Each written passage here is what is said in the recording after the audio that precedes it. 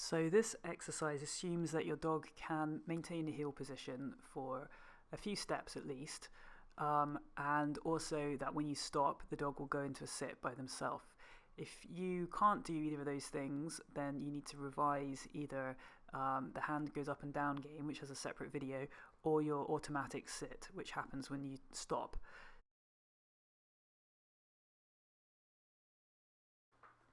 Look, in essence, this is a pretty simple game. I'm not going to try and make it sound really complicated. It's not. You're just walking along doing heel work, and at some point you're going to stop, and you're going to see what your dog does. And either your dog's going to sit in heel position at your side in the right, correct place and not too far forwards, or they're going to continue drifting forwards a step or two before they realise that you've stopped. Heel. So if I see my dog start to just become a little bit distracted, that's a perfect time to drop in a stop when I stop game. Very good.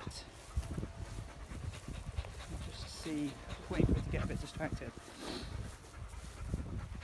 Oh, you managed to do that one.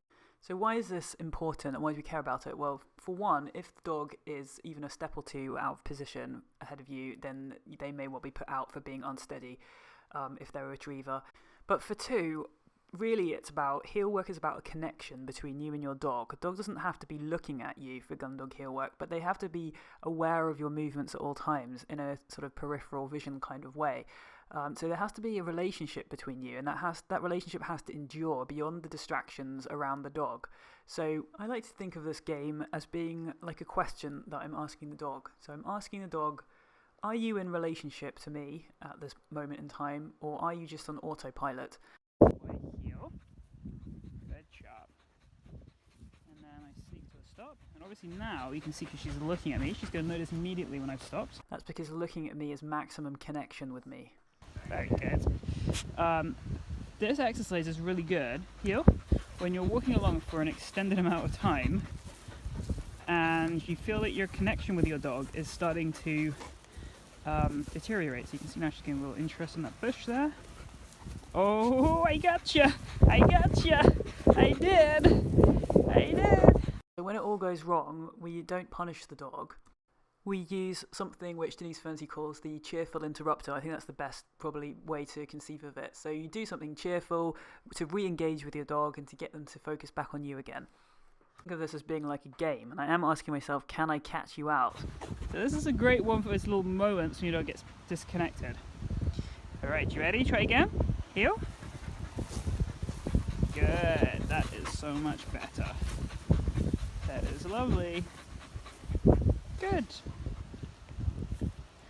So the first way to make this easier or harder is by adjusting the frequency of the stopping. The more frequently you stop, the more predictable the stopping will be and the easier it will be for the dog.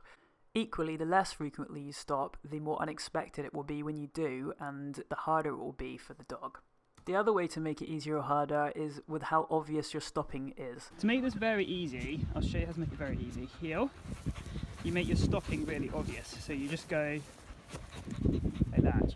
Or you can always stamp your feet to like signal to the dog, I have really stopped. To make it harder, or to go to the other end of the spectrum, more heel, you do a little bit more like what I was doing before, you sort of sneaking to a stop.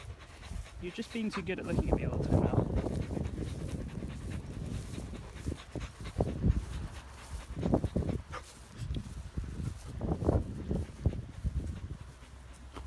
Oh, Mo's played this too long. She knows that when I start to sneak away from her, what's going to happen. Heel. You can also play around with the pace a little bit. So, for example, I can go like this, much faster, and then I can suddenly stop.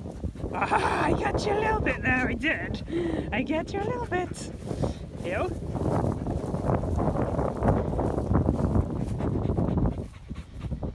Good. All right. So these are just little games that you can play.